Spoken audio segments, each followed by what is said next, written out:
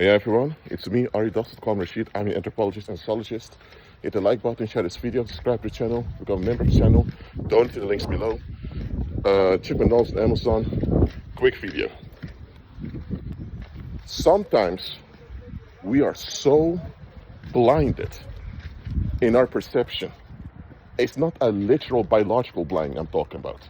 It's psychological. Sometimes psychologically, we're so blinded by who someone is that we don't see what they are. Who someone is can be completely different from what they are.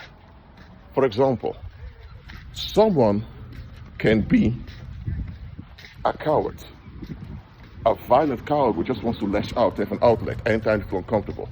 So they're not trustworthy, not reliable at all. But at the same time, the same coward who's violent can have a function as a CEO at a corporation. It can also be the parent of his children or step-parent, whatever.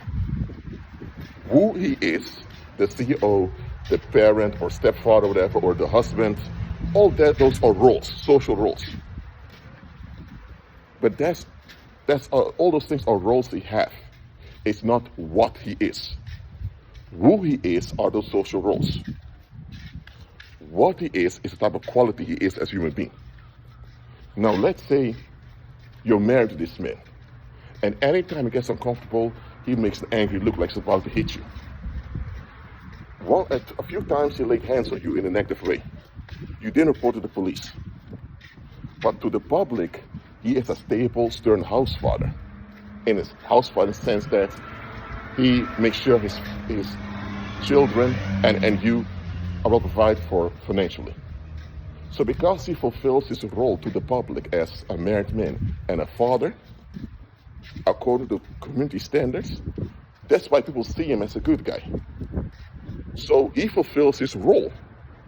So he's good at fulfilling his role, but doesn't mean that he himself is good. Let me say it one more time. Just because he fulfills his role properly doesn't mean that he is proper. Someone can be an excellent guitar player, for example, and when they perform as a band, my God, his guitar skills is flooring the public. He can be an excellent guitar player, but at the same time, he can be a wounded individual that's addicted to drugs. Is he a bad person, evil, narcissist, all that? No, but he is wounded. What is he? He's a wounded human being. That does not take away his excellent guitar player. However, the fact he's wounded at some point will affect his guitar playing abilities. What I'm saying is, too often, we're so into who people are, especially who they are to us, that we don't check what they are. Okay, another thing. Let's say you have a criminal who has been arrested. What is his role right now out there? His role is a role of the convict. That's a role assigned to him because he's been arrested and convicted. Once he leaves prison, he'll be an ex-convict. But that's a role. Even though he's not a convict anymore, he's not in prison anymore, he served his sentence, now he will still be referred to his previous role. So, well, let's say this criminal improved while he was in prison, and now he's out, he's a born-again believer, and he developed great qualities. People will still remember him as the drug dealer, or the sex offender, or whatever whatever type of horrible human being he used to be. What he was bad, okay? But the real human being has improved. Now, what he did or did to do is not acceptable. But the thing is, he can't change the past. It happens. The consequences cannot be undone. All that can happen now is that he can improve right now. So he was a low-quality human being, and he did low-quality stuff, harming the community. He was arrested, put in prison, and guess what? He improved. He's not a human being anymore. He still needs to account for his past, absolutely. Nevertheless, he's account for it by improving right now and contributing better right now. But guess what? To a lot of people, he will still be that convict or that piece of shit or whatever vulgar role they assign to him mentally. Can he change those people's minds about him? No. Can he do something about them, that them think so badly about him? No.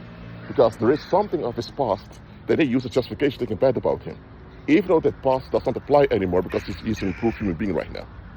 So they still see him as that low-life human being, while he's not a low-life human being anymore. So they are stuck in the past, and they always insist he's still that low-life human being. Kijk, look, that role he had,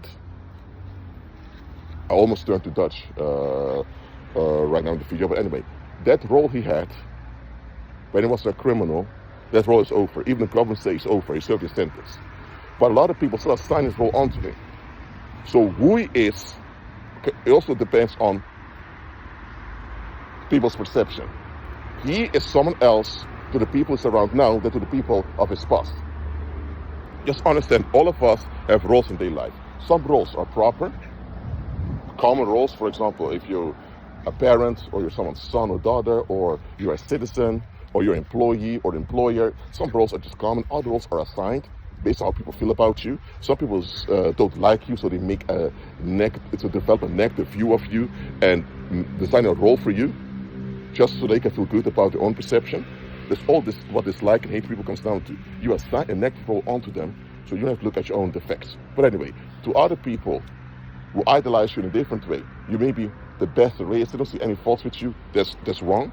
Both the hating and disliking, as well as the thinking that someone can't do any wrong, both are idolatry. But those are also roles rooted in idolatry. Just understand, all of us have roles in daily life, and we also have roles assigned to us by other people based on how they perceive us. It happens. And you also have people you assign roles to. Maybe someone is a good friend of yours, and you assign them a certain role in your life, which is good. There's nothing wrong with that. Question is, are they still fit for that role? And if they are fit, is that relationship even proper? Let's say you're a believer, and the individual is an unbeliever, still escaping. It can be they're a good friend towards you, they have goodwill towards you. It can be in the past they helped you out. But here's the thing, even if they can be a friend to you right now still, will that friendship be healthy for you in the long run? Know that they keep on escaping. So just because someone can fulfill a role, and they do a very good job in fulfilling that role, doesn't mean that role should even be there. Let's say you have a dysfunctional family unit, and you have one of the parents, maybe the mom, being violent all the time, and always the father, who's the husband of the woman, keeps intervening. Some even blame the children, but afterwards he would make up by spending a lot of money on the children. So instead of divorcing this horrible woman, who's also abusing her own children, instead of getting away from her and looking for another partner, so that his children this time have a stepmom, now that the mom is out of line, instead of doing what's best for him and his children, what he should do even by law, he keeps himself in the best situation. So he's the rescuer. So the children are overwhelmed with goodies, with pocket money. So you see those children in high school, man, they're popular, they have the nicest gadgets all the time. But what you don't know is that they are damaged teenagers, will turn into damaged adults soon, because their dad is a coward who won't own up to his failure. How come he ended up with a wife who's so horrible, having kids with her? He should have selected better. But the children are here now, so he has obligations towards the children. The children asked to be here, they're just here, so he has obligations towards them to do what's best for them until they're of age. But anyway, that role as the rescuer shouldn't even exist. Even though he did a good job at it, it shouldn't even exist, because that bad situation should even have existed. Okay? Okay, this video is spontaneous. I know. I'm not going to make this video very long. Just understand, who someone is the role they fulfill in daily life, objectively, or the subjective role they have in people's perceptions. What someone is a quality you are as a human. Learn to check what people are before you consider involve yourself with them. So before they become a who to you, you need to examine the what. Examine the what before you get involved with the who. Again, what are they? And then check if you should remain or stay or become involved with them. Well, that's it for now. Keep a in Christ and be at peace.